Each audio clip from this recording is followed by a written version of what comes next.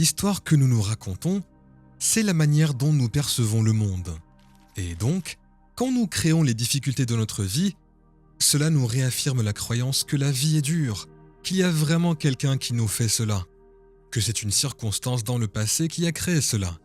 D'accord, enlevons la personne qui l'a fait, tirons-la sur la lune, effaçons votre passé. Qu'allez-vous faire maintenant ? Vous devez encore faire quelque chose, n'est-ce pas ? Vous êtes toujours en vie, et je dis que nous savons déjà comment faire cela. Nous sommes faits pour être des créateurs, nous sommes faits pour le faire. La chose qui nous empêche de le faire, pour la plupart, c'est vraiment les hormones du stress. Car vivre constamment dans le stress, c'est vivre dans la survie. Et vivre dans la survie, c'est vivre dans l'urgence. Et dans l'urgence, ce n'est pas le moment de créer. Dans l'urgence, ce n'est pas le moment d'ouvrir votre cœur. Ce n'est pas le moment d'apprendre. Ce n'est même pas le moment de rester assis. Donc, la plupart des gens vivent dans le stress et vivent dans la survie. Ils ne peuvent pas encore croire en un avenir, car ce n'est pas le moment de créer. Donc, amenez les gens à ce point où ils se décideront, et ils se décideront suffisamment pour commencer à penser qu'il doit y avoir une meilleure façon. Il doit y avoir autre chose. Ce processus d'éveil se produit généralement lorsque les gens atteignent leur plus petit dénominateur. Ils ont touché le fond, parce qu'ils peuvent se voir à travers les yeux de quelqu'un d'autre. Vous vous sentez tellement changé que vous ne répondez à aucun message. Vous vous sentez tellement changé que vous ne voulez pas aller dîner avec vos copains.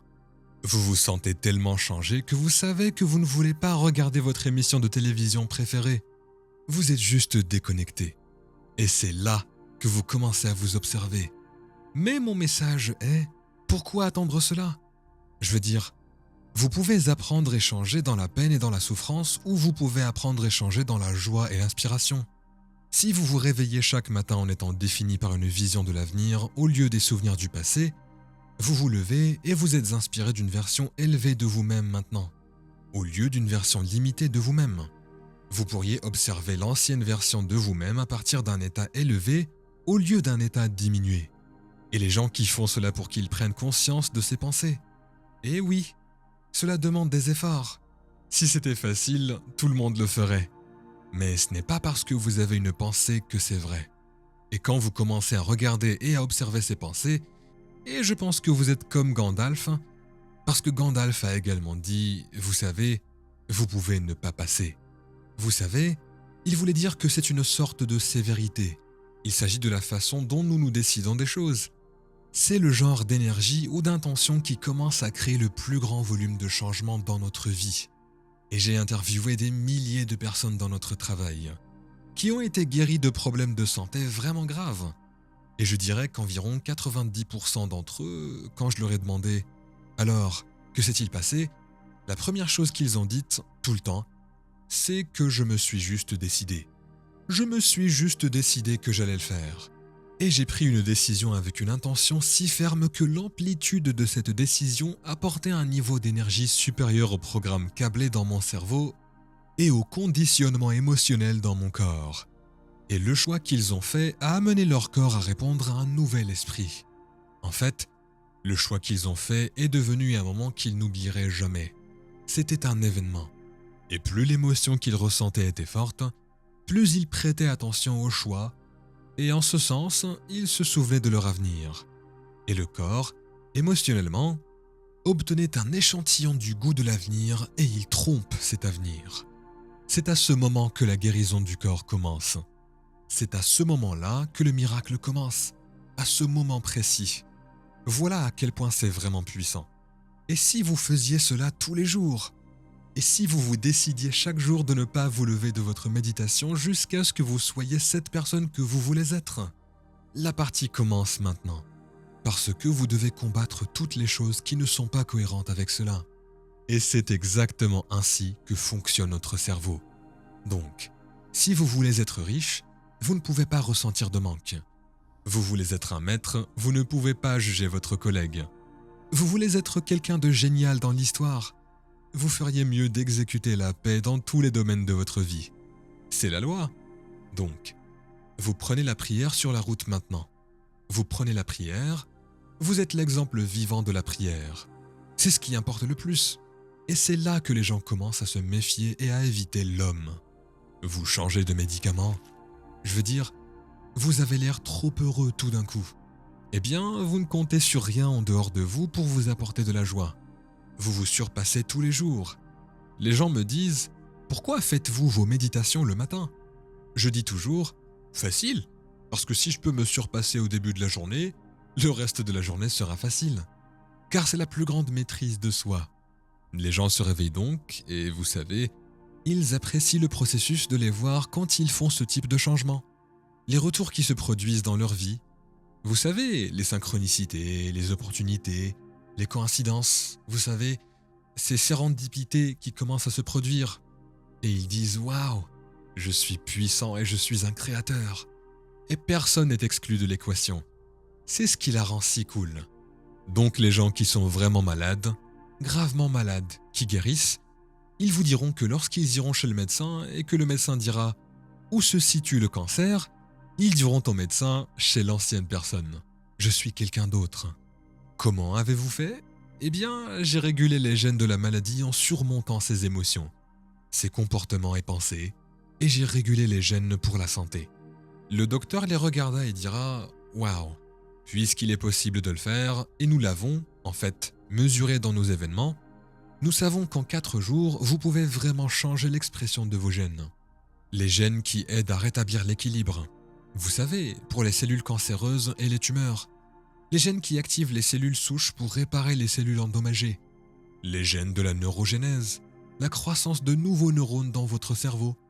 Les gènes pour l'équilibre oxydatif, pour les microtubules, pour la structure cellulaire et la réplication des cellules. Ils sont tous activés en 4 jours par des gens qui pensent différemment, qui font des choix différents, qui font des choses différentes, qui ont de nouvelles expériences, ressentent de nouvelles émotions. Vos gènes changent réellement. Et nous ne sommes donc pas condamnés par nos gènes. Nous ne sommes pas faits pour vivre d'une certaine manière pour le reste de nos vies. Nous sommes de merveilles d'adaptabilité et de changement. Alors, que signifie changer ? Changer signifie alors être plus grand que votre corps. Plus grand que le corps qui a été conditionné émotionnellement pour être l'esprit. Plus grand que le corps habitué à un avenir prévisible. C'est être plus grand que l'environnement. Plus grand que les conditions dans votre vie.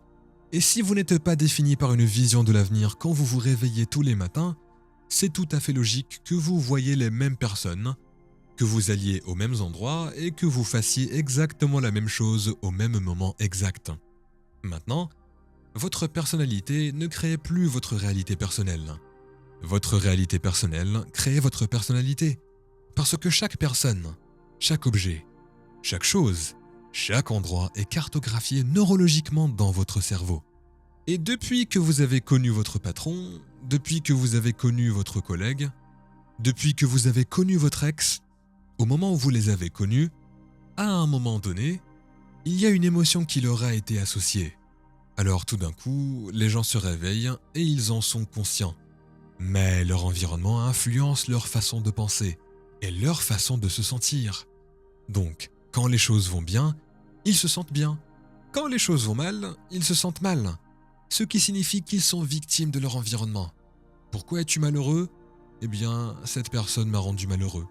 Ce qui signifie, inconsciemment, que cette personne contrôle en fait ce que je ressens et ma façon de penser. Je suis victime de cette circonstance.